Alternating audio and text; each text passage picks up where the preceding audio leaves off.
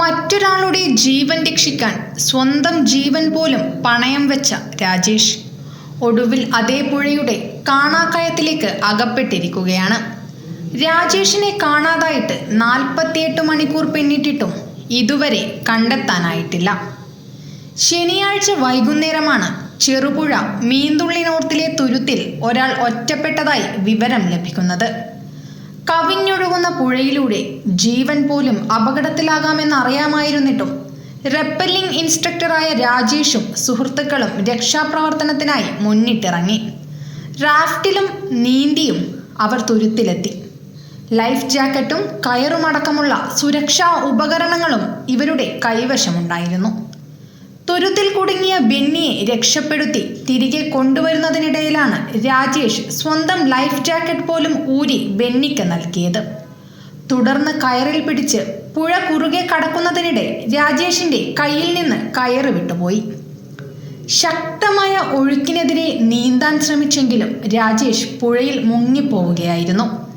നീന്തലിലും rope ക്ലൈംബിങ്ങിലും വിദഗ്ധനായിരുന്ന Rajesh adventure tourism മേഖലയിലെ പരിശീലകൻ കൂടിയായിരുന്നു. നിരവധി സർട്ടിഫിക്കറ്റ് കോഴ്സുകൾ പൂർത്തിയാക്കിയ രാജേഷ് മറ്റുള്ളവർക്ക് പരിശീലനം നൽകുകയും ചെയ്തിരുന്നു. അത്തരമൊരു പരിചയസമ്പന്നനായ വ്യക്തിക്ക് പോലും കുത്തൊഴുക്കിന് മുന്നിൽ പിടിച്ചു നിൽക്കാനായില്ല എന്നത് അപകടത്തിന്റെ തീവ്രത വ്യക്തമാക്കുന്നതാണ്. തനിയെ ഒഴുക്കിൽപ്പെട്ട് പോയതല്ല. അവൻ ഇവിടുത്തെ ആൾക്കാരെ രക്ഷിക്കുന്നതിന് ഉരുൾപൊട്ടി വെള്ളം വരുന്നത് കണ്ട് ഇവിടുത്തെ അവന്റെ സംവിധാനങ്ങളെല്ലാം ഉപേക്ഷിച്ചിട്ട് ജനങ്ങളെ സംരക്ഷിക്കുന്നതിന് വേണ്ടിയാണ് അവൻ ഇറങ്ങിയത്.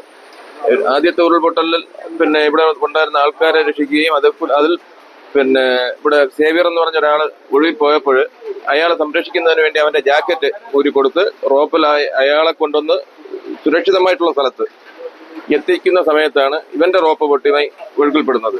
എന്നിട്ടും അവൻ നീന്തി കിടന്നു പോയി. പക്ഷേ നമ്മുടെ സംവിധാനം അനുസരിച്ച് ഈ നിമിഷം വരെ ഈ ഒഴുകിൽ പോയി അവൻ എന്തായാലും ഈ വെള്ളത്തിലൊന്നും അവൻ താന്നു പോവുകയൊന്നുമില്ല. അവൻ ഇതിനകത്ത് എവിടെയെങ്കിലും തന്നെ ഉണ്ടാവും. പക്ഷേ ഇവിടെ ചോദ്യം രാജേഷത്തിന്റെ മരണത്തിലോ കാണാതാകലിലോ മാത്രം ഒതുങ്ങുന്നില്ല. മറ്റൊരാളുടെ ജീവൻ രക്ഷിക്കാൻ മുന്നിട്ടിറങ്ങിയ രാജേഷിന്റെ സ്വന്തം സുരക്ഷ ഉറപ്പാക്കാൻ എന്ത് സംവിധാനമാണ് ഉണ്ടായിരിക്കുന്നത്? അപകട സാധ്യതയുള്ള ഇത്തരം പ്രദേശങ്ങളിൽ രക്ഷാപ്രവർത്തനത്തിന് വ്യക്തമായ സുരക്ഷാ പ്രോട്ടോക്കോളുകൾ ഉണ്ടായിരുന്നു. പരിശീലനം ലഭിച്ച പ്രത്യേക രക്ഷാ സംവിധാനത്തിന്റെ സേവനം ഉടൻ ലഭ്യമാക്കാനുള്ള സംവിധാനം ഉണ്ടായിരുന്നു.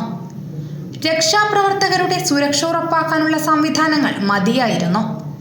സ്വന്തം ലൈഫ് ജാക്കറ്റ് പോലും മറ്റൊരാൾക്ക് നൽകി ഒരു ജീവൻ രക്ഷിക്കാൻ ശ്രമിച്ച രാജേഷിന്റെ ധൈര്യം തീർച്ചയായും അഭിനന്ദിക്കപ്പെടേണ്ടതാണ്. എന്നാൽ അതിനൊപ്പം തന്നെ രക്ഷാപ്രവർത്തകരുടെ സുരക്ഷയെക്കുറിച്ചുള്ള സംവിധാനപരമായ വീഴ്ചകളും പരിശോധിക്കപ്പെടേണ്ടതുണ്ട്. കാരണം മറ്റൊരാളുടെ ജീവൻ രക്ഷിക്കാനിറങ്ങുന്ന ഒരാളുടെ ജീവൻ സംരക്ഷിക്കാനുള്ള ഉത്തരവാദിത്വവും സംവിധാനത്തിനുണ്ട്. രാജേഷിനെ കാണാതായിട്ട് 48 മണിക്കൂർ പിന്നിട്ടിരിക്കുന്നു.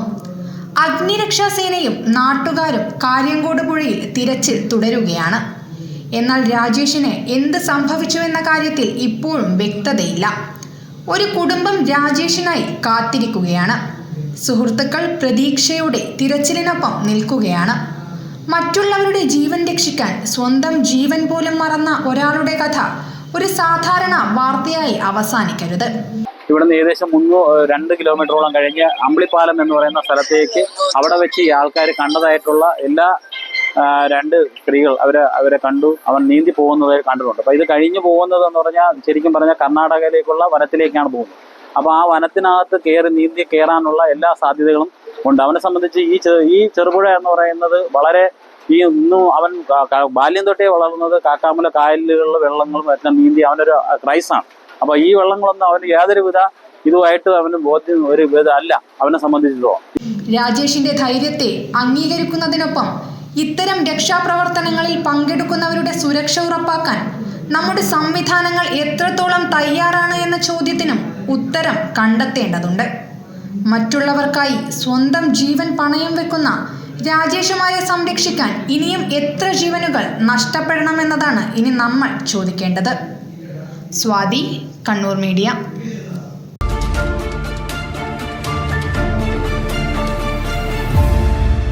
വിവാഹ പർച്ചേസുകൾക്ക് കുറഞ്ഞ പണിക്കൂലിയിൽ സ്വർണം മുൻകൂട്ടി ബുക്ക് ചെയ്യാൻ അഡ്വാൻസ് ബുക്കിംഗ് സ്കീം. പണിക്കൂലിയിൽ 50% വരെ ഡിസ്കൗണ്ട് നേടാൻ മൈ ഗോൾഡ് സേവിംഗ് സ്കീം. പണിക്കൂലി ഒന്നുമില്ലാതെ സ്വർണ്ണാഭരണം സ്വന്തമാക്കാൻ ഗോൾഡൻ പട്ട് സ്കീം. എന്നും വിശ്വസ്തയോടെ സ്വർണം സ്വന്തമാക്കാൻ ആരാധന ജ്വല്ലറി, കുവൈറ്റ് ആൻഡ് കണ്ണൂർ.